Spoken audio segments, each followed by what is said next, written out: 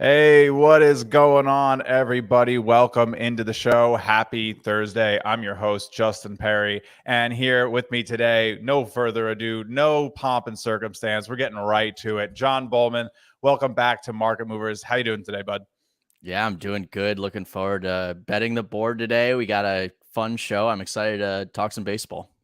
Yeah, it's been an interesting couple of weeks in baseball. I really feel like some of the best teams have separated themselves out while the worst teams have really started to make themselves known. So we're starting to really get a complete picture of what this season's going to look like. I don't know if you've been betting on good teams or betting against bad teams more. I've been finding myself doing the latter a little bit. Find it to be almost a little bit more profitable than trying to decide who wins. Just going who's going to lose today. But we'll see. I'm excited, as always, to get your perspective on these games. We're not going to waste too much time. I thought we'd start just off with the day game today. We also, of course, have the NumberEdge simulations here for everybody. Let me make sure I got the chat pulled up. Say what's up to everybody in the chat. Tim's here, Rex, Kevin. We got the whole gang. Matt, thank you all for tuning in. Tim as well. I always appreciate everybody who stops by. So, no further ado, let's bring in the simulations today. If you have not seen them yet, these are a part of what you get in the NumberEdge Discord every single day, posted by none other than Mike McClure around 10 or 11 a.m. each morning. If you aren't a member, you can join through YouTube or Twitch with a premium subscription. It's about $5 a month, free if you have Amazon Prime and go through Twitch. That's how I do it. I still pay. I still use my Amazon Prime gift, John. That's kind of unbelievable. But you know what? I'm all about the support. You got to support. Anyway, Oakland and Boston, man. I mean, this series has kind of started off a little bit lopsided. Mike's numbers have it sort of staying the same way. Books opened at plus 120 or so, all the way up to plus 150. Still haven't even reached the NumberEdge projected line of that 158, meaning we would expect to see. Well, okay, sorry. They have reached that line. It's right about the line. What do you make of this game today? How are you approaching Boston and Oakland? Yeah, this is a tough one for me. Honestly, as you mentioned, fading bad teams and riding good teams has been a something that we've been doing a lot lately. It seems like there have been a lot of streaks both ways. Oakland and Boston, and I kind of agree with the number sims here at minus 160. I think it's right around that line. I think the Athletics, when they do tend to hit well, it's against lefties. And for the Red Sox, it's James Caprielian, right? No, James Caprielian started yesterday. Okay, so I wanted It's to say Hill today. It's today's Rich Hill day, yeah, actually. Rich Hill, Caprielian started yesterday, and I was actually very Right. surprised that he didn't pitch well. I thought that Oh, was it's going to be the Blackburn. game. Yeah, I thought that was gonna be Happy Thursday, yesterday. It was gonna be Justin. the game that the Athletics, would win. Yeah, I'm with you too right now. Yeah. But Blackburn's pitching today. He's always been good this season. He did lose last game, even though he was dominant. This is just tough for me. I mean, I'm gonna have to pick a play, but I'm not really sure what I wanna do here. What do you Yeah, we'll think? bring out the graphic. We'll bring out the graphic a little later and go through it and mark it off so everybody can sort of enjoy seeing our picks line up. We can sort of announce it as we go through. I think, for me, it's got to be Boston to win the game. I'm not really sure if that means I want to go bet them, right? And so when we go play the bet the board a little later in the 45 minutes hour that we're going to be hanging out today, don't take it as, oh, I have to go bet it, right? Like, we're going to probably talk about who we think like wins the game versus if it's a good betting value. The value's probably gone on Boston. I know that Blackburn has actually been able to keep big hits to a minimum. His expecting sluggage percentage. Yeah, that's me today. Expected sluggage percentage. But today, the slugging percentage for Blackburn is pretty good. He does have a top 10 percentile barrel rate, which means you're just not getting these big hits off of him. I haven't seen anything too crazy in terms of, well, that's a lie. His splits are ridiculous. His home split is a 4.39 ERA, and he's 4-0 on the road with a 0.91 ERA when pitching away from Oakland. So very interesting. No home runs on the road. I don't know. Do you think we see another road performance? The A's have been like sneaky in road games. I feel like I think this could be A's are winning after the first 5, and then Boston closes the game with a win. Yeah, so it's a good point. A's have actually been very good on the road. I think it has something to do with playing in front of 3,000 fans at home every time. Might not be it, but I think that's it. But they are Could do it. much better on the road, and I didn't pick up on those Blackburn splits, so that's a good call. I do know that the Athletics are better on the road, so it makes sense that Blackburn is better on the road as well. But this matchup for me is just tough because I thought that the Red Sox would be resting a player or two. They're not really resting Mhm. anybody. And we'll get to the Padres game later. I thought the Padres were going to rest a player or two as well. They're not resting a player. So this is kind of weird for me because I usually like to play underdogs on Thursdays, but it seems like all the normal lineups are coming out. And it seems like a lot of, like you mentioned earlier, teams are either on their winning streaks or losing streaks. So Yeah. today's a little tough. It is a little tough. It's not only tough like today, but I mean, what, Tuesday we saw like only 3 underdogs win. I don't know what the figure was like yesterday, but Yesterday it was only like 3 as well. The biggest yeah, underdog day of the weekend, only 3 of maybe 12 games, 4 or 13 games. crazy. So, Yeah, it's definitely real. This is like that part of the year where, taking favorites, it doesn't look sharp, but like you just got to understand that this is where the good teams start to separate themselves. Something that I always enjoy looking at, I'll pull it up on the screen if I can get back to the home base here. Okay, I'm here. So I want to pull up so not just Mike Sims here, but like I love checking out just like, a little bit of a heat map in terms of how teams are doing hitting in the last 2 weeks or so. Of course, this is not necessarily the end all be all. It's some Papa John's here. But nonetheless, what's crazy, I love these numbers are so descriptive of how the MLB is going. At the top here, you see Toronto, Atlanta, Yankees, Phillies, Houston, even the White Sox have picked it up. We've seen, well, that's very inflated from yesterday's game. But the bottom, I mean, look at Detroit, 42 weighted runs created, Colorado, 60 weighted runs created plus, LA, Pittsburgh, Milwaukee. So there's a couple offenses right now, and look how low the Dodgers are. Crazy. But it jumps so quickly right back to 86, 93. But the bottom tier here. Well, that shows why the Dodgers are losing right now too. Right. They're not No, hitting. they can't produce the runs. Right. They were able to do so last night, with the Angels, but then you're sort of like comparing apples to apples here, and neither of these teams are hitting very well. But yeah, I look, Oakland's one of those teams that's a little bit iffy. I do know that this feels like one of those days that they're going to come out, probably get like an early lead and blow it. So I'd probably put my money on Boston. But again, we can look at Rich Hill's stats really quick. Am I still, I don't even know anymore. No, I'm not. I'm on the wrong thing today. Oh boy. So let's just look at StatCast on Rich Hill really quick. Check out his numbers. But I feel like he's been pitching well too. We won't spend too much more time on this game here. It's only the daytime game, but I feel like everyone's going to tune in and watch it in an hour. So like I want to have a good breakdown on it. Let's see. Rich Hill, again, nothing crazy this season. You're not loving any of this. He's getting barreled up pretty frequently. The fastball isn't really moving too quickly. He's not getting swinging strikes. K rate being higher than the whiff percentage means he's probably locating the pitches decently. But, middle tier in expected WOBA, but again, avoids hard hits at a decent rate. So I don't know. I think he could stifle this team. He has played them. He went to Oakland, and he did pitch a 6-inning game, only 1 run on the home run. Just a clean, no home runs, no walks. So I don't know. I like Boston. I think this is probably going to be like a first 5-inning under, though. Yeah, I like your idea of the Athletics have been scoring early a lot lately, so I like the idea of playing Boston live. Say, hopefully the Athletics score in the top of the first and can get Boston around even money. Yeah. But I think that would be the ideal play there. Yeah, I agree. Just really quickly responding to old Mr. Kevin in the chat. I've had this camera for a minute, dude. This is my high def camera. I just moved to the background with the actual apartment, so I'm not on a white wall like I normally am. It looks like actually decent today.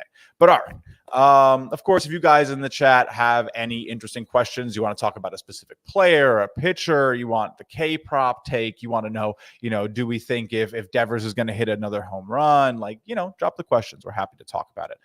For the record, I don't think Devers goes yard. We got one. All right. Before we go on, first inning, first game of the day. I don't know if you saw, John, but we actually had Tim come on. He's one of our experts in the NumberEdge Discord, and he was our most recent guest before you on the show. So Tim has a question for us. Yeah, what do we think? You on first inning? Yes. First inning? No. Awesome. Yeah. As I mentioned, I think the Athletics could easily score in the first inning. The Red Sox have probably the best 2, 3, 4 hitters in baseball right now, at least from a statistics standpoint. So yeah, I would definitely go yes there. You think it's worth then maybe just even taking Oakland out of the picture, getting like the plus, probably like a 180. I don't know what the lines are right now, but imagine it's like a plus 180, plus 175 here. Are you taking just Boston, or do you like going closer to like, it's probably, my guess is like a minus 110, minus 115 today on both teams? Yeah, that's a good point. I do love to play both teams to score in the first inning a lot, because if you hit one, you're positive. Right. But if I usually like to play yes run in the first inning when I think either team should score. So I don't mind playing both at all. Interesting. Okay. I was thinking maybe not even doing the Athletics, just Boston. And I feel like maybe, I don't know, those get a little niche. I feel like if you like the yes run, just go with the yes run. We do see these very interesting numbers on Blackburn. We were just looking at them. I mean, he has been money on his 7 road games, 4 wins, no losses. So I don't know. I guess I'm becoming like, it's getting to that point in the season, John, where like when I see someone second guess everything, right? Oh my God. It's like we're on like day 75 or something now of the season. It's been 2.5 months, and I'm seeing somebody, they 7 beautiful games on the road. Time to fade them. They're going to blow up. It's that part of the year. Do you feel that way too, just having bet so many baseball games at this point? Or are you like, oh, he's been killing it, let me continue going to it? Yeah, no, I was actually thinking about this earlier, because if you remember last year, the sticky stuff thing was about this time of year. So it completely changed like the gambling aspect. I think I was I know I was down 18 units going into the All-Star break after that, and then ended up plus 43. So if this is very like this part of the season, if that doesn't show, is like has so much variance, it's so weird. The lines are starting to get really sharp as well. So this time of year is just really weird in general, and things don't happen the way they're supposed to. If they did, it'd be easy, right? Yeah. I mean, like April, it seemed like April was so easy. That, and you got like the Royals winning in San Francisco. You got like, Chris Bubik pitching gems. Easily starting. Right. I know. It's just sometimes it just doesn't really make sense. But, we try to break through the noise and find the spots where it's worth going against what's expected to happen and, betting on what should happen.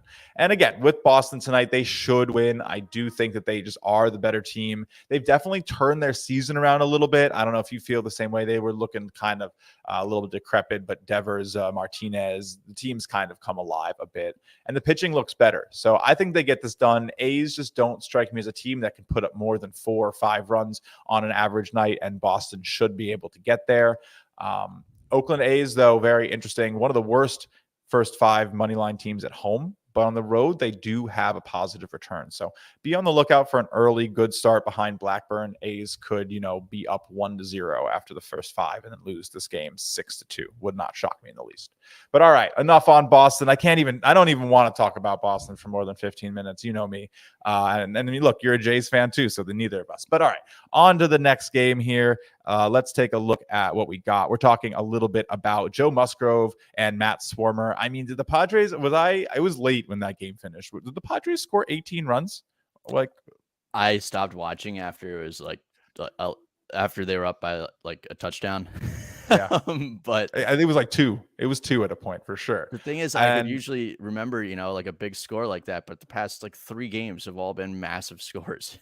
yeah, yeah, no, and it looks like Mike and his Sims are right back to it, 12.2 today, not even giving respect to like an 11.9. No, this game has a better chance to get 13 runs than it does 11 if you assume an average distribution of results, which I'm guessing that the Monte Carlo Sims do not necessarily create. But the idea is that this is skewed more towards 13 than it is 11. It's on the other side of 12. Are you into another high total today, or is this a sucker's bet, a trap after these massive totals the last couple of days? I don't mind it. Apparently, Mike talked earlier about how the hitting conditions are good in Yeah, Chicago. yeah, I like the Padres here. So once again, as I mentioned earlier, I thought the Padres were going to rest a starter, 2 starters, maybe even 3 starters behind their ace, but they're not resting anybody. They have their full lineup in, and as like that kind of scares me because today is usually the day where you see upsets and teams resting their starters, and that's why you get these upsets. But Joe Musgrove has easily been he's been one of the most profitable starters in baseball, and he's been a Cy Young candidate. Like, oh my god, and yeah, he's not one of the guys that we would expect to regress, like a Paul Blackburn or maybe like a Nestor Cortez, something like that. But agreed. so yeah, this was tough for me. Okay, the line was at about minus 160, minus 165 before the lineups came out, and I was thinking maybe I play it, but like I said, I thought the players would be rested. Luckily, I got it in at about minus 175. I'm very scared because I'm on a bunch of favorites today, Yeah, but it seems like that's what the numbers and that's what the players are pointing us to. So I really like the Padres here. The Cubs have lost 9 in a row now. yeah, the Cubs are definitely looking a little bit iffy. You got to give them a little bit of credit. They are not playing bad teams on this little run of losses. They got swept by the Yankees. I know you probably saw, I was at that game where it took like 5 hours to get the first actually like influential hit. But look, I think the Cubs don't have the worst lineup. I'm a big fan of Christopher Morel. He's been a big addition to that lineup. I mean, Patrick Wisdom is still a good power hitter, but are they going to be able to attack this guy? I don't know. I really don't know. Musgrove, I mean, all this red should basically tell you it's scary stuff going up against him right They now. have It has been mean. Yeah, I do love their lineup. They have a really good lineup. The only problem is it's extremely righty heavy, and that's why Right. you see them succeed against lefties. But that's also why you see them struggle against righties. And Musgrove is Interesting. one of the toughest pitchers in the league against righties, especially with his sliders or knuckle curve Yeah. slider. Let's look at how So the team's done against lefties. You're right. yeah, Like it has not been stupid ads. Like I really got it. They've been middle of the pack against lefties, but then when you go against righties, it's probably not very pretty, right? It's pretty even. So I mean, look, they're actually, and that's the thing about the Cubs when you like really think about it. You're like, it isn't the hitting that does this team in. It's never it hasn't, like, they've been able to create a good lineup from some of these guys. Like these are not the worst hitters ever. I mean, Contreras is having a good season. Wisdom and Hap are legitimate, above plus average sluggers. Villar is VR. I can't pronounce his name. He's gonna provide good defense. Hayward is pretty washed, I will admit. yeah, that's the other thing is Yeah. the Cubs are resting a couple guys at the bottom Yeah, of their they are. lineup. Um, Yeah. so I don't know if it's Horner or Madrigal. One of them's out. It's magical today. Madrigal's out. But yeah, Seiya Suzuki's still out. He's been out for a while, but he's Right. obviously missed. But it's like you said, it's really their pitching. Their bullpen has been awful. I don't even think Ross has been putting them in good positions to succeed. But my main thing here is Matt Swarmer for the Cubs. The Cubs would need a good start because their bullpen has been so bad, and Matt Swarmer allowed 6 home runs in his last start. Ooh, So what? that's a big 6 solos, and That's but that's still crazy. big. And he doesn't have overwhelming stuff. So Oh, it was that. Oh, that was the day the Yankee, like everybody went yard. Yes. yeah, Yes. and Yeah. no one was on base for them. Right. No, Granted, that it's was tough to get crazy. people on base when Everyone's hitting it out. Everything leaves the park. Yeah, look, again, he held his own against the Brewers. He held his own against the Cardinals, which I think are probably just a little bit more of a fair matchup. Going to Yankee Stadium, you're literally what? This kid's he's 28. He's our age. I guess it's, I'd be crapping my pants sitting on that mound too, though. I don't believe he was a prospect either. I think he was just one of their top. The Cubs have called up a few. It's Caleb Killian, Matt Swarmer, and there's a third.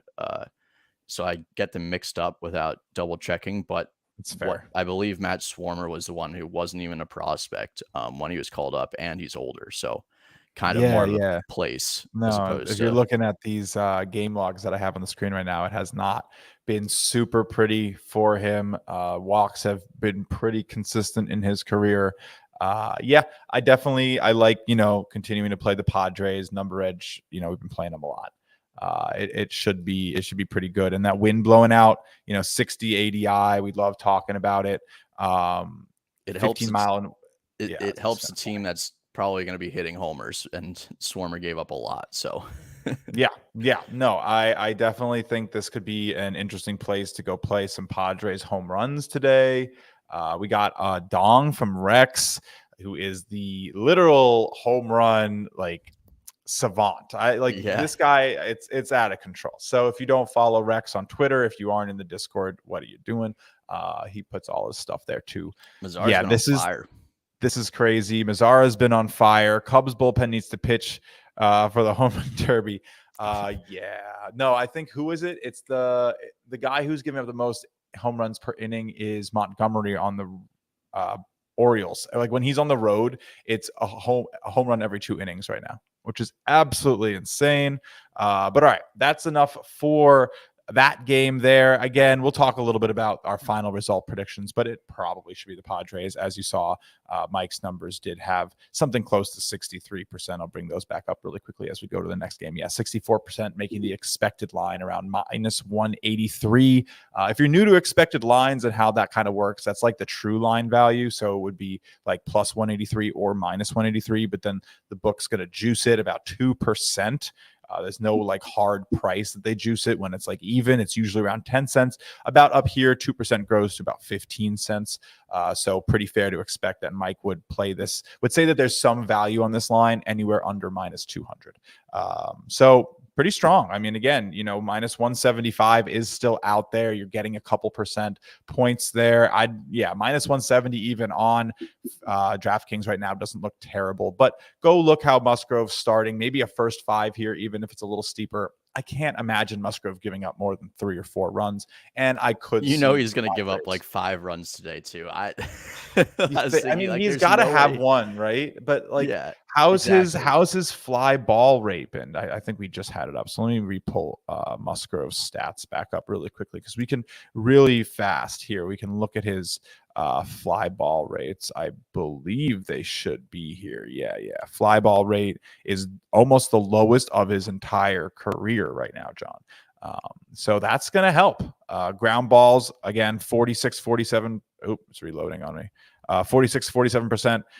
It's been good for Musgrove. I think if anyone has a chance here, it's him. If he has 3 or 4 fly balls in the air to leave the park, that's probably how it's going to go. I think that exactly. I think that's probably what's going to happen too. Is the Cubs are going to hit 2 or 3 solo shots today, but the Padres just need outscore. I think they'll probably get one man on base, some type of weird thing. My guess is 3 runs off of Musgrove because he's never given up 3 before. So it just wouldn't shock me because these are great hitting conditions.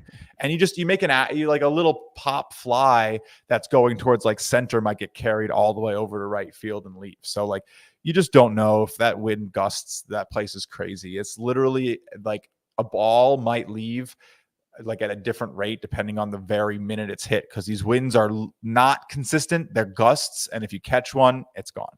But all right, we love it. We love Chicago totals, overs. It's probably a good play for today. Again, it's been one of the best places for first 5 overs as well. You can almost blindly play that. I think there's only 7 or 8 losses on the first 5 overs at Wrigley this year. They've both gone over the last 2. So, yeah. All right. Oh no, not the last 2. Last one, the first one, that game was 5-0 Cubs at the end of the 5th, and then the Padres scored 12 in the last 4 innings. But anyway, on to the next. We got Baltimore and Toronto. This is probably going to be the steepest line of the day. Again, we already saw Baltimore take the first game off of Toronto here.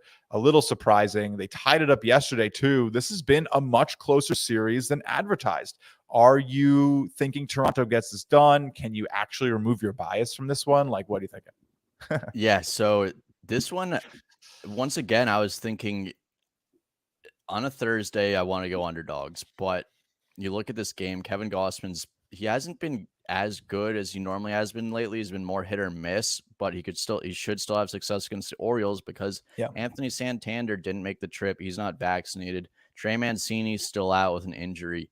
Their lineup, they have Adley Rutschman hitting 4th right now. And I mean, he's going to be a great player, but he's still a rookie and he's not great right now. That lineup is so thin. It's the Hayes and Mountcastle show. Exactly. At the top right now, and Mullins, but he hasn't been as good. But looks like the Blue Jays lineup just came out.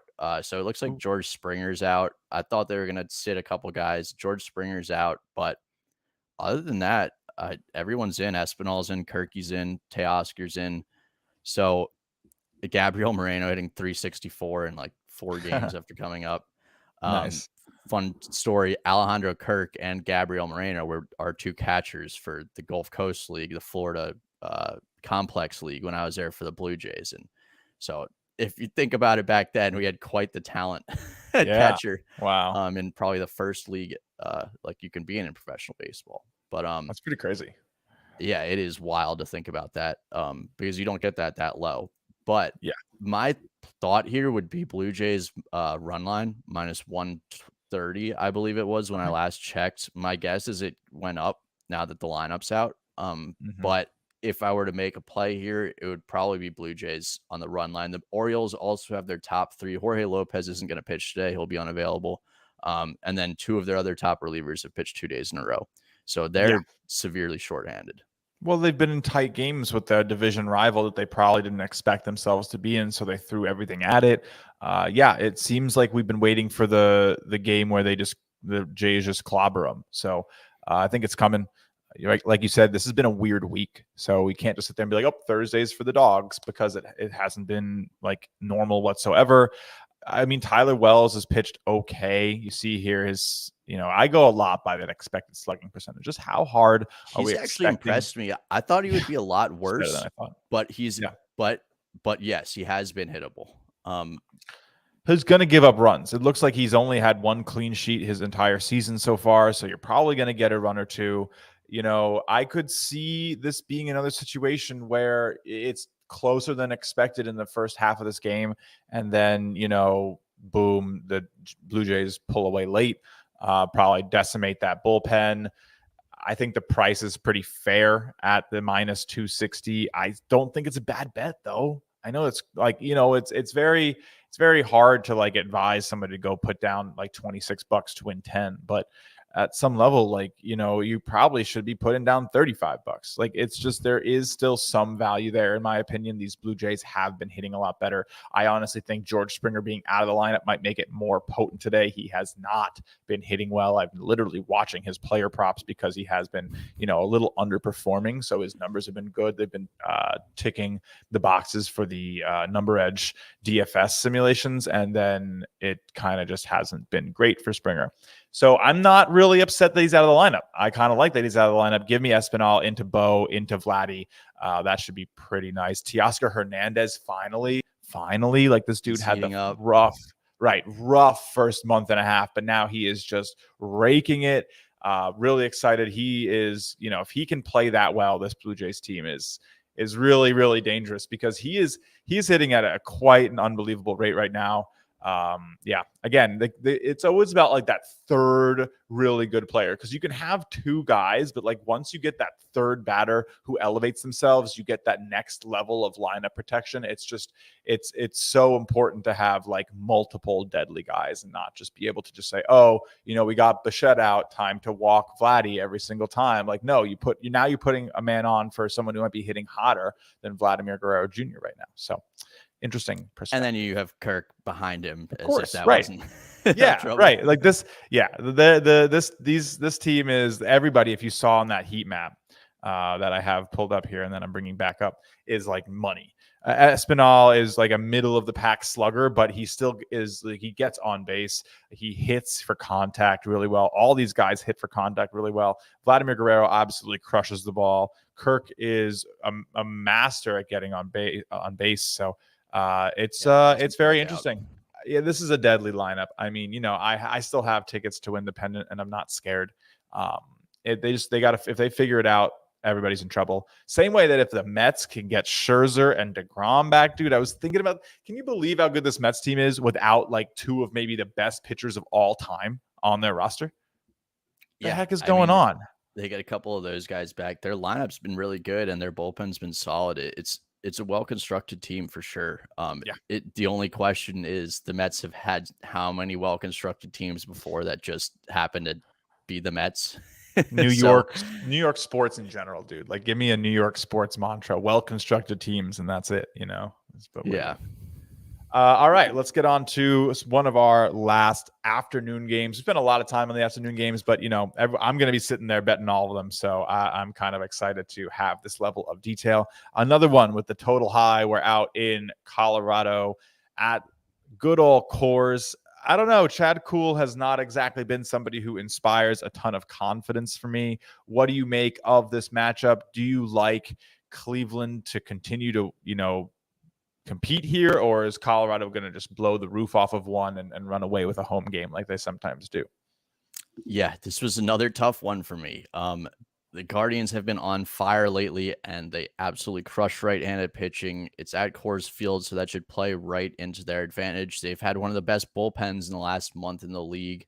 While the Rockies have one of the worst bullpens in the league, Tyler Kinley is probably their only good reliever besides Daniel Bard. Kinley is now out for the season. He's likely out for the season. He's out for at least a very long time. But Chad Kuhl, on the other hand, he's a great underdog pitcher because he's so hit or miss. Like, when I'm looking for an underdog pitcher, I don't want my guy who's might give me that, 6 innings, 3 earned every time. I want that guy who's going to give me 7 0 earned, 7 1 earned, or the guy who get blown up in 5 innings, 5 earned. But that's why we get the value on them, right? But when I'm looking at an underdog pitcher, that's what I look for is a guy who can absolutely dominate in the start. And that's what I see in Chad Kuhl. So, but the Guardians have just been so good lately, and it's at Coors Field. So this one's, like, once again, really tough, but I've been going back and forth. So that makes me think I probably think it's closer to a pick 'em. So I would probably lean Rockies here at thinking that way. Well, you're going to get a little New York siren in the background here, guys. My apology, but I tend to agree today. I mean, if you saw, I'm scrolling through these usage of the bullpen page here on Fangraphs, which I love to look at, very important. And look at Cleveland, who has used their A team essentially in 3 of the last 4 days. That can be pretty tough. I would not be surprised to see, Hentej or Morgan get some run today. And it's not like these guys are necessarily terrible, but, they're just not as trusted in high leverage situations. So wouldn't be shocked to see Cleveland blow a late lead today. Don't hate maybe an upset bet if Colorado is losing by like a run or 2 in the 5th or 6th inning. You go the other way, take the nice value on them to win the home game. It is, it's the last day of the series too. So you could see Cleveland just pack it up and punt this one if they don't get a good start. I probably lean Colorado. It's hard to trust Kuhl. It just is. We can pull up his numbers really quick. You can sort of see why. I've had issues with it. It's just, it hasn't been pretty for him. 461 expected slugging. That's not anything like, oh my God, you have to bet on this guy. You have to bet against this guy today. But he, the peripherals have been mediocre. We'll wait for StatCast here to load up his entire profile. It's this site. I mean, there's so much data that you can't get upset with this site loading slow. I mean, look at this. He has just been rough. His last start was apparently not pretty. His expected WOBA ballooned up. Yeah, he had that bad start against the Padres after a gem against the Braves. So I don't know. He looks like he's actually pitched very well in cores, which these Rockies pitchers always do better at cores. It's crazy. 1.07 whip in Colorado versus a 1.58 whip on the road. It makes very little sense. It's like whether it's whether the altitude's gonna affect him or whether like changing mountains and the travel is gonna affect him. It's always tough with cores. You've got to like pick one. Oh, it's so hard. It's such a interesting team to bet on because, yeah, like you mentioned, when you leave the mountains and you go back into like regular air, breaking balls just move like an extra 4 inches. So like imagine you're sitting at home playing a nice home series and you're just a dumb little human swinging a bat at a ball, and then all of a sudden you go to a new place and the pitch leaves the hand the same way and it ends up in a different spot. That is literally what it feels like for these guys. Like these pitches break more than what their brain expects. So like they anticipate the spot in the wrong place. Swings and misses happen more. It happens with vertical and horizontal movement. Vertical being a little bit trickier, especially when you think like a high, like a rising fastball is going to stay low, but instead it just catches the air and goes up. It's hard to be an MLB hitter, man. It is one of the hardest things, but it's harder to command. Yeah. It is such an interesting dynamic. I love the physics aspect of baseball. That's why I get into it so much. The VMI up there in Colorado should probably be pretty heavily positive. It might be a little less than normal. No like plus 20s today because they are actually somewhat getting used to it. But yeah, both teams should be able to make some good contact on these pitchers. Actually, cool might be okay. This is what gets really interesting here. I don't know how much you've dove and dived. I don't even know, dude. I don't do English, but I don't know how much you've gotten into what how the VMI stuff really works. But like the fact this reverse pitching stuff means like that he's going to be actually better against players you'd expect to do well because of the upward lift on that four-seamer. So we'll see. He has a rising fastball, and it might really confuse some of these guys. I'm not really going to go bet the total. I think it's probably a little trappy. It might actually end up lower than expected. First 5 under is probably a really sharp play today on this game. I'm expecting that the Guardians, I still almost called them the wrong name every single time, but I'm expecting that the Guardians want to get as much out of their starter as possible. They're going to put the pressure on McKenzie to get as far as he can. So I do like the first 5 to be pretty fruitful. The other option is maybe you think, well, they're going to let McKenzie stay out there no matter what happens because they don't have the bullpen innings. So you could maybe take his over on earned runs because he's probably not getting a fast hook. Yeah, that's a good point. The last thing I'll say about McKenzie, he's been getting extremely deep into games, but he does give up multiple home runs a game, and that's usually his problem. If he gets into trouble, he can give up walks. So it's been a lot of solo home runs lately, but this is the type of field, the situation where he could get in trouble. Interesting. If I wasn't sitting here with an audience, thank you all for hanging out, by the way, I would go like dive into his whole like career appearances at Coors, see if he's been able to pitch well there, see how it's been. But quick game logs definitely kind of looks like he does struggle a little bit. The home run has been a big problem. Only 1 home run in his first 17 innings of the season, but in the subsequent 47 innings, he's given up 10. So, and in his last 13 innings, he's given up 5.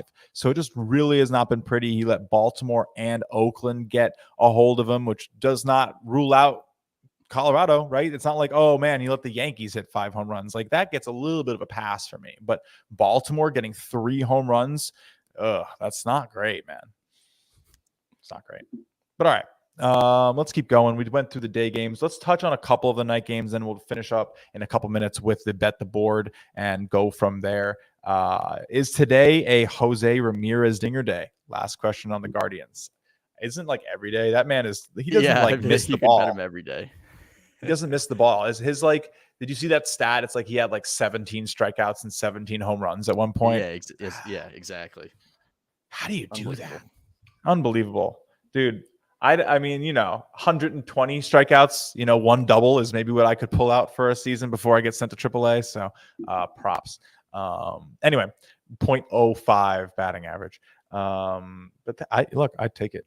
That means like 1 of every 20 at bats. That's better than what I feel like Yohan Moncada was doing until yesterday.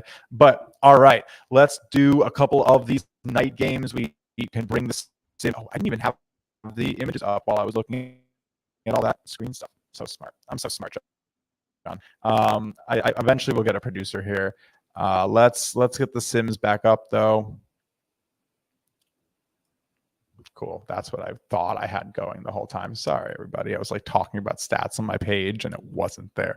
Real sharp. Anyway, let's talk about maybe some of the games that have some sim value here. I don't know if there's anything that you've really targeted. It doesn't look like the Philly game is too properly priced. You might even be able to say that, Mike's saying you probably should be getting charged minus 250 for this. Do you agree with that take, or do you think the price is decent at minus 210? Yeah, honestly, I don't have much of a feel here. I would take Phillies, but once again, Thursday and a massive favorite. So I'm just laying off this one. Yeah, sharp money's on the Phillies today. I kind of tend to agree the Phillies should be able to do this. I'm not a big Patrick Corbin believer. Phillies on the road also have an insane record of going over. And they have an insane record of going over in their games against the National League East. So I've been paying attention to that a little bit. Right. But 19-8 for overs on the road. And that's most of their overs. They are something like, 17 and 18 when at home on overs. So if you're going to take an over, I like this one here today. Mike has 7.5 on the NumberEdge Sims. You're going to find, I'm looking at the wrong one. He has 9.3. You're going to find 9 out there. I agree. We can pull up that trend really quick. I use, what's it called? I use team rankings for these trends. They're pretty good at having a lot of divisions here. So like I can go to over under, and then I can, just I can only look at like the NL East here. And like, again, the NL East just in general has been great for betting overs. Look at that. It's pretty hard to do. But you go to like away as an away favorite. Like, look at this. I bet you Philly is just like ridiculous. 6-3. Okay. As an away underdog, again, 13-5. So they've just been away underdogs a lot, but the away runs just flow for Philly. I love them today. I probably would take like parlay their money line with like a team total over 3.5 just to reduce some odds. I think that's probably a good play. All right. Again, no need to spend too long. I'm going to have my full card out on the Discord a little later this afternoon for the evening games. Nothing really too official on Oakland, Boston for me. But all right, what do you think about, we talked about them really briefly. Do the Mets bounce back at home today after getting maybe their worst loss of the season, 10-2? I could not even believe it. We have not seen an output like this from the Brewers in a long time. What do you make of this game? Yeah, so I actually played the Mets on early edge this morning. I love the Mets here for a bounce back scenario. The Brewers were the beneficiaries of a Francisco Lindor error in the middle of their big inning yesterday. I would have stopped it at about 5-1. And while I don't think they would have come back, that score is still a little misleading. The Mets at home have been, I believe they're 21-10 now after their loss last night.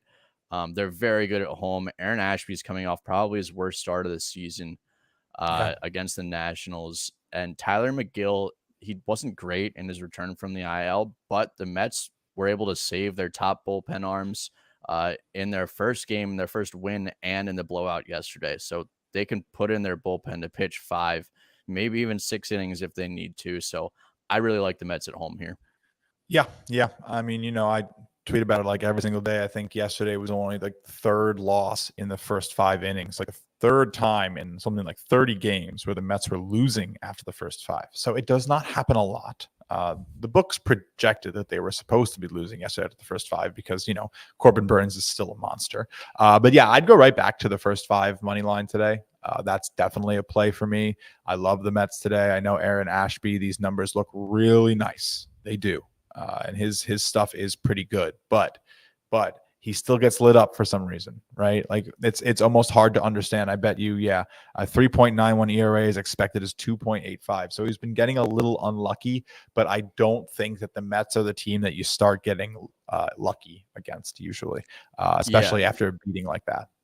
I think it's a good point, and I think to that point, I think Aaron Ashby, since he's being extended from the bullpen, he's getting a lot of extra innings that he might not necessarily have thought he was getting. So I think him pitching deeper into games is affecting his stuff because his stuff is filthy. You could top it up to like 97. He has filthy breaking pitches, but I do think that stuff isn't going to play as up when you take a guy out of the bullpen. Interesting. I like that. I mean, look at some of these inning splits. 5th inning, terrible. 6th inning, the whip is almost 2 in these innings past the 4th. He struggled. I love seeing stats that back you up. I mean, look, you can frame anything, but it makes a lot of sense though, right? Like this is a guy coming out of the bullpen who is clearly, when he comes out, he can, light you up those first 2 innings. He has. It's also kind of tough pitching at the end of a game. My guess is that, the game started 3rd time around too. Yeah. Right. Yep. No, I mean, it's definitely going to be interesting here. He has struggled on the road, 4.34 ERA on the road, 1.0 at home, 2.7. He's 1-0-1 at home. My brain sometimes looking at all these stats, I can't even speak, but he does have a lot more exposure on the road too. But I mean, the whip is just massively different. Like you're talking about an extra base runner every 2 innings when he's away from home compared to at his own park. So that can add up, right? That can just add up really quickly. Home runs haven't really been too much of an issue, but it's the walks. I mean, 4 walks in 13 innings at home, 19 walks in 37 innings on the road. Like you would expect it only be 12 walks, maybe 13, 14, but he has a +5 on top of that. It just has not been that pretty. I love the Mets tonight. I'm with you. I'm backing them on the first 5. That'll definitely make my sheet this evening. All right, a couple more games. Texas, Detroit. Here's the hottest take in baseball, John. Fade the Tigers. It's been bad, dude. It's like, can you? I mean, I know, and it's Bo Brisky. I literally call him Brisket because he just serves it up. It falls off the bone. Like this guy has not been it. 603. That is maybe one of the highest marks I've seen this year. I got to go see if there's anyone higher with a higher mark than that really quick. But all right, talk to me about what you think about this game. Yeah, go ahead. Bo Brieski, that's an unreal number. He's actually coming off a good start. I think a lot of it there is the Tigers bullpen. I was actually on the Tigers the last 2 days, and basically what I learned is that the Tigers aren't the same home Tigers team. I mean, I thought without Javier Baez in the lineup yesterday, I actually thought that would make them better. I think overall it will make them better. They need his defense, but this team just cannot score, and they're missing literally every one of their starters. Casey Mize is out for the year now. So while they are really bad, their pitching has been absolutely decimated. It is still their hitting that's the problem, but their pitching has been absolutely decimated, and that's why you see a guy like Brieski starting. But Martin Perez, on the other hand, he's been a Cy Young candidate. He got rocked in his last outing, but that was against the White Sox, who crushed lefties. So we can't factor that in too much.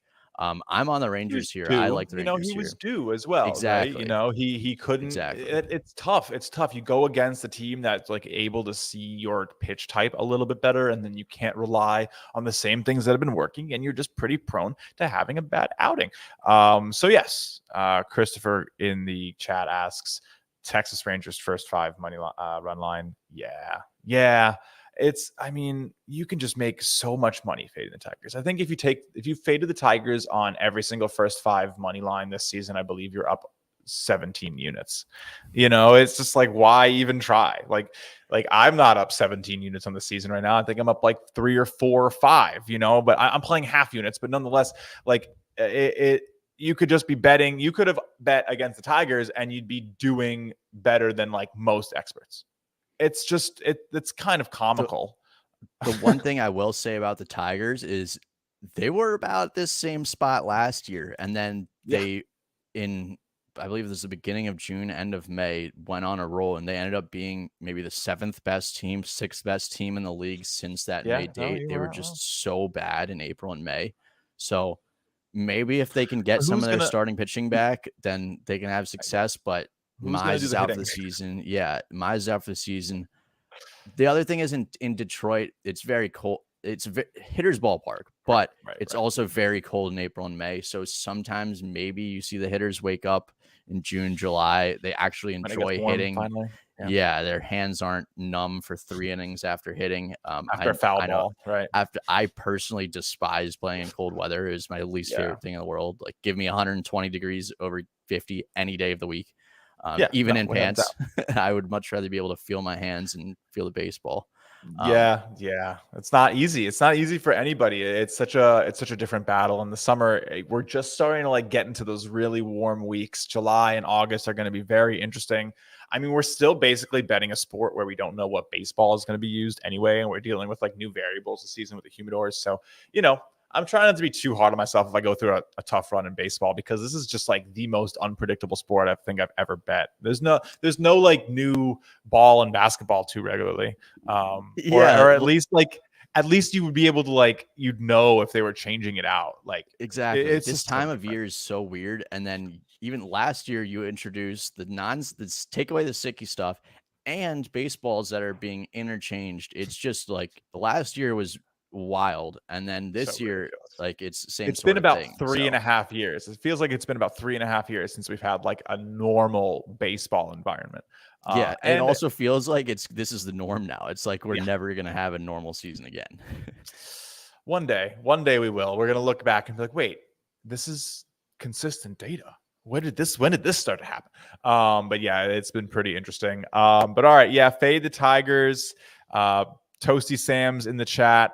Great handicapper, good friend in the Discord, on Twitter, great guy.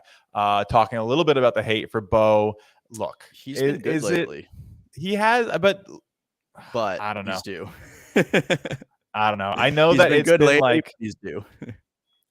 I know it's definitely like a contested topic in terms of just like how you do it, but like I think the way a pitcher that can be so bad, you sort of almost need to go against in like a big way every time, because it's not like sure, could you go bet minus 164 right now for the Rangers against him? Yeah. But like, is there real merit? Like, there is just an actual non-zero chance, and probably better than a non-zero chance, of this guy giving up 6 runs in the first 4 innings. And if you bet on that result, if you bet on a result like that, like, the Rangers to get over 7 runs today, the Rangers to get over 8 runs today, like there are legitimate, like very nice ROI scenarios where he doesn't need to hit. That doesn't have to happen too much. And yes, look, has Bo gone out and had like the best 2 starts? Let me actually pull up what I'm looking at here this time, John, instead of just talking like I don't have the numbers in front of me. But yes, Bo has been a lot better. 3 of his last 4 starts, it looks like he has turned it around. Only 4 walks in those 4 outings. Pretty nice. In the beginning of the year was 3 walks, 3 walks, 4 walks, 2 walks, 2 walks. But look, it would make almost too much sense for him to go pitch well against the Blue Jays, pitch well against the Yankees, limit the hot Twins offense to 6 runs and 2 outings. Like, that's not bad. I think he just, you could see a big regression coming. He's probably those rookies. Yeah, you will see very good performances out of them, but they're not consistent yet. And that's why they're younger players. Yeah. So.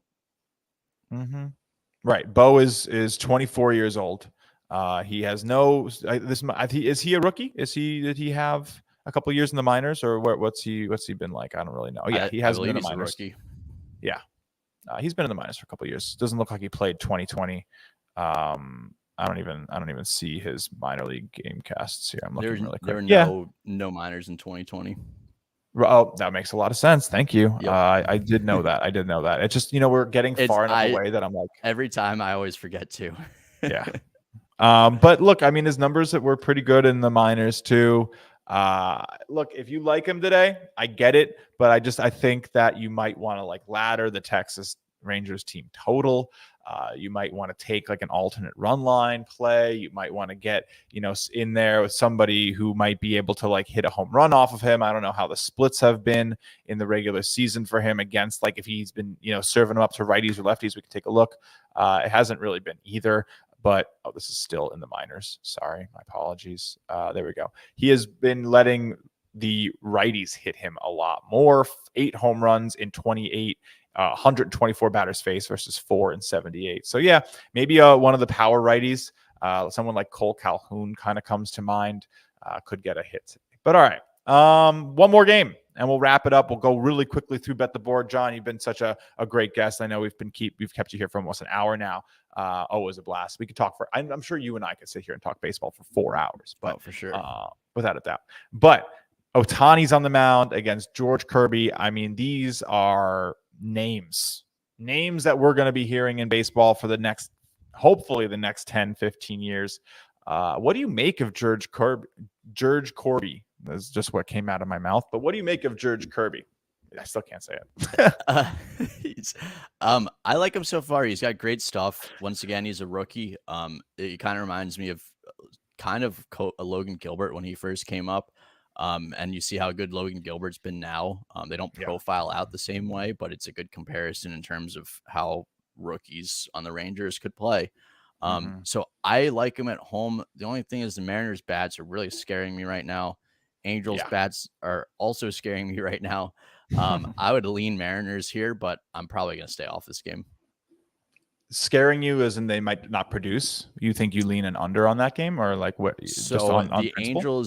Angels finally got their top 4 back, right? Ward, Trout, Ohtani, Rendon, and Rendon sat yesterday, but in these 3 games that they've had him, they've scored, I believe it's 0, 1, and 2 runs. So, and then the Mariners, the other side, were I believe they were shut out yesterday, and even the entire last series, they didn't look great from a bats perspective after looking really good on the road. So I think there's something weird about the Mariners in home road. Mariners were like, maybe it's just some regression for the Mariners, because I know they started off as like the hottest home split offense. Like they were just nasty at home. And terrible on the road. And then I think what happened is they started to try to put an emphasis on the road, and they did. When they went on a road trip, they won, I believe it was all 3 series in that road trip. Wow. Then they came home and they lost a series, I think it was the Red Sox, and then lost a series to whoever they played last series. So the Twins. Yeah. Look, Mariners have been a hard team for me to figure out. I mean, one of my big cardinal rules of betting is like play what you know. And you know what I don't know in baseball? West Coast teams, because I'm not up late watching. I don't have the experience, and so I'm much more prone to bet the 7 p.m. games than I am the 10 p.m. games, because, I just do not have the experience with those teams as much. But I will say this, George Kirby has been nothing short of epic. I mean, the rookie has 4 walks right now in 7 starts. That's pretty crazy. A 4 to 35 K to walk ratio, walk to strikeout ratio there. But his problem has been keeping the ball in the park as well. 2 home runs in each of the last starts. We just talked about it, though. This is a little bit different. I do respect the Boston Red Sox offense a lot. I do actually respect the Texas Rangers offense a good amount, especially when they play at home. They can put up a couple runs. Baltimore Orioles, another offense that has been a little discredited, especially, 2 weeks ago when they weren't missing players as much. But yeah, I could see. Oh, well, he blanked the Baltimore Orioles, didn't he? Yeah, I don't know. I like George Kirby, but I could see this one going either way. I probably won't be betting on it. Plus 112 at home is just a little fishy. It just feels fishy. Like, I feel like they shouldn't be underdogs. Mike agrees, though. He makes this one pretty close to where it's supposed to be, maybe leans on an over. But yeah, let's really quickly, I made this whole graphic, so I feel like I might as well pull it up. So let me just remove this, and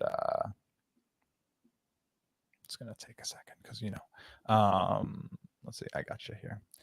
We have the first ever NumberEdge Bet the Board challenge out here, guys. So I'm going to crudely just circle what each of us think, And you know what? Maybe next time on the show, John and I, we can try to have him on for small slates, and we'll keep a tally. And maybe the winner buys the loser a drink at the end of the year or something like that. I like it. Yeah, there we go. Or maybe I'll buy you a Blue Jays shirt and you can buy me a Yankee shirt. We do a lot of those fun things in the Discord. We have like t-shirt challenge bets. Like someone be like, if we notice that like one of the other guys who's like betting that day is on the other side, a t-shirt bet to send the winner a t-shirt of the team they're betting on. Kind of fun, honestly. It's like a $25 bet. You get a cool t-shirt. But yeah, anyway, maybe we'll do a t-shirt. But for now, let's get it started right at the top. Yankees Rays AL East battle. We didn't even really talk about this game too much. So what are you thinking about this one today? Do you think Severino comes out and has a decent performance? Who the heck is Beeks? Is this a bullpen game for the Rays? What are you thinking? Are you just taking the juice, or you want to go? Well, we're not going to do odds. We're just going to do no odds. Who wins. Yeah, no odds. Who wins? And we'll just go straight record. Okay. Well, first, Jalen Beeks is opening for, I believe it's not Josh Fleming. I forgot his name, but Jalen Beeks is opening. So Nice. That's something to keep aware of. And the Rays should be doing mostly a bullpen game. The Yankees could be missing a few arms. If we're not doing odds here, I've got to go Yankees. But this is one of those games where if it was not weird, I think let's do odds. All right, let's do odds. Fine, that's fair. We'll do odds. I'm going to write it all down. Gambling show. Yeah, it's a gambling show. You're right. I mean, just for the sake of the show, I guess I'll go Rays. Okay. But yeah, just because this is one of they're a good team. They shouldn't be getting swept. They should be able to salvage a game. And they do have a good bullpen. I just don't know, and you never really know with the Rays is how they're going to use it. And they're not hitting right now. So it's probably going to have to be a 3-2 or 2-1 game. All right. But I think that could be reflected in the plus 220. So we'll get Rays. Yeah. Man, that's tough. This is kind of fun. We'll have to go back and forth because like now I kind of get to like pick against what you picked. If I want to beat you, do I like want to go with you and just take the plus 200 so like we go even, or do I want to go the other way and like take the Yankees? I mean, I think I have to just go with what I think is going to win at the proper rate. I don't have a hard time fading this Yankees team. I know it's and I'm not going to actually bet on them today. But for this, we'll take the Yankees. And you know what? If they win, you can start this challenge up 3 units. I am fine with it. Or 4 units, actually. If they win, I will definitely deserve being up 4.5 units. Yes. Yes, you will. This is definitely and I'll be up like 1 unit. I'll be up 2 technically. But anyway, this will be fun. I think the Yankees should be able to do it. But you're right, they are susceptible. Yankees have only lost like 1 game in the last 14 though. So if they do lose, you want to know what? Go back to them the next day. They only have like they have 3 streaks in the year where they've lost more than 1 game in a row. And one is a doubleheader. Yes, and one was a doubleheader. So only 2 streaks of days. Pretty impressive. They've been money. I cannot wait until they disappoint me at the end of the season. 46-16. Jeez, that is something. But all right. Next game up. We'll go through them a little quicker. We hadn't talked about that game because it gets pushed to the top of my sheet, and I always forget about it. But all right. A's Boston line. We'll just go consensus line. You like the plus 152 or the minus 181? Yeah, this is once again so tough. I think that line's pretty on. But I guess we'll go Red Sox. We'll lay the juice. Not happy about it, but we'll do it. Yeah. Let me just let's see. Can I do this? Can I actually like mark this up? All right. So, what color is it? What is going on right now? All right. Oh, it's in black. Cool. It's in black. I can't see it. All right. Anyway, so yeah, I'm going to go with you there. I really can't take Oakland. If we were like doing a first 5 bet the board challenge, I would do it. But we are not. Let me see if I can't just make this white. Just cross out the games that we're not playing. There we go. You're always a step ahead, John. This is why I bring you on the show. So, all right. So this isn't working. So, all right, you're going to do, I got this. You're seeing it live. Let's do it live.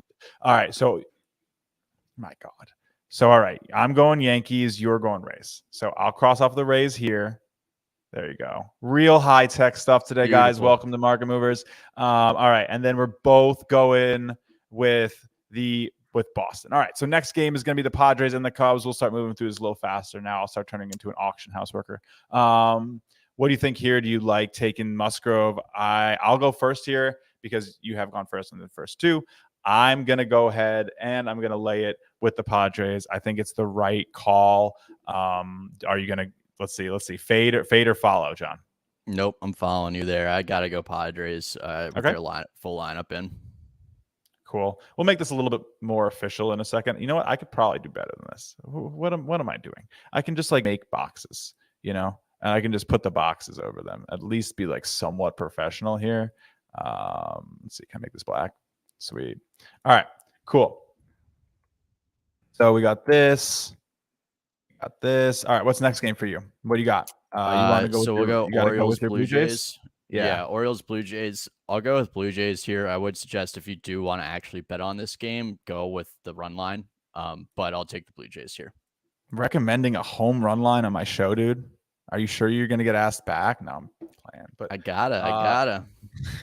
Look, I get it. This is like one of those rare situations where it's probably very worth it.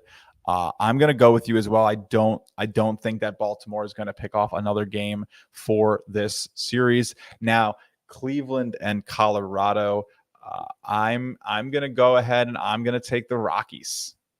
I'll let you see that I'm going underdog. You gonna go ahead and I'm gonna take the plus 120. You like that plus 140 to the minus 140, or are you gonna follow? I've got to follow you there mainly because I do not have much plus money on the board other than that, and that's one of the few dogs that I like today. So I've got to stick to the Rockies. I agree. All right, I'll go first again here. I'm gonna take radical one here. Philly's gonna do it. I think it's just you can't ask me to bet on Patrick Corbin. I don't care that it's minus 207. The last couple of weeks I've stopped being afraid of a minus 200 line. And I think it's made me a better sports bettor.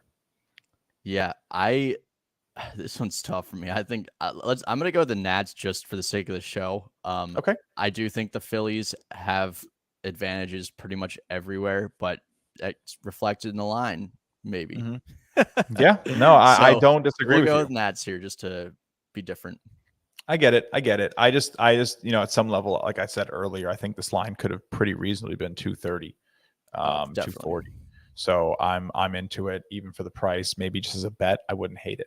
We've already talked about this one. We probably do not need to go over it more. We're both on the Mets today. Yep. I like them a little bit better on the first five. I know you like the full game. I can't really disagree with you there. I just, I don't like bullpens. I know you're a little bit. I think you're a little bit better with bullpens than I am because you have a little bit more like real life baseball experience. It's easier to kind of like get that feeling of what the heck's going on and how the manager's playing it, how they're gonna play it, how rest situations like work a little bit more intuitively. 100%. You need all of that. You need all of that for full games for sure. Bullpens have been my nightmare. I mean, they can either kill you or you'd love them, right? It's either you hate bullpens. Don't get me wrong. Bullpens are still my nightmare. Yes. I just like using them to bet. Yeah, no, if you can figure out a good way to do it, it's a good way to do it. Now, I'll ask, are you going to take the Tigers here, John? No, we're going Rangers here. This is another one of my plays. Martin Perez, got to go with them. Yep. All right, last one of the day. Let's see. I'll let you go first. You going to take the Mariners or you're going to take the Angels? This might be the hardest game to actually choose who's going to win for the entire day, in my opinion. Yeah, I think this is definitely a pick 'em here. And that being said, Mariners are about plus 110, maybe even heavier in some books. So I probably would just go Mariners here, even though their bats do scare me. I'm gonna make it interesting today. I can't sit here and watch us just pick most of the same things.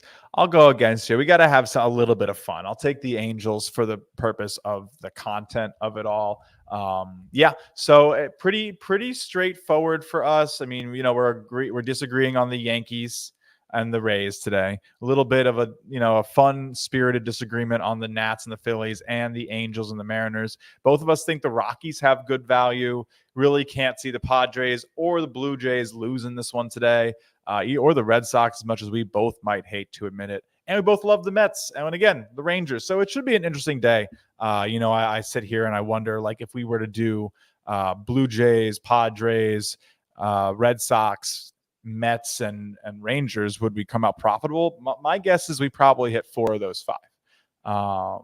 So nonetheless, we love having John Bollman on the show. It's true. Thank you, Brian. Thank you, John, for hanging out. What a great episode. My voice is slowly starting to go. We'll definitely have John back next week after. Maybe bring Jake on too. We're going to have a good time all summer talking about baseball. John, let people know where to find you on Twitter, on Sportsline, whatever you want to talk about, and we'll let you go. Yeah, no, thanks for having me. It's always fun talking baseball. I would love to come back on the show, but You'll be back. I think you'll be back. Yeah. Everyone go follow John Bollman 11 on Twitter for great stuff. Of course, one of the best that CBS Sportsline has to offer. I can't talk. It's been a long show. We will see you next time on Market Movers. Of course, I'm Justin Perri, and this is NumberEdge. Go check us out in the Discord. Find the Sims every single day. And you know what? Get a leg up on those books. We'll see you next time.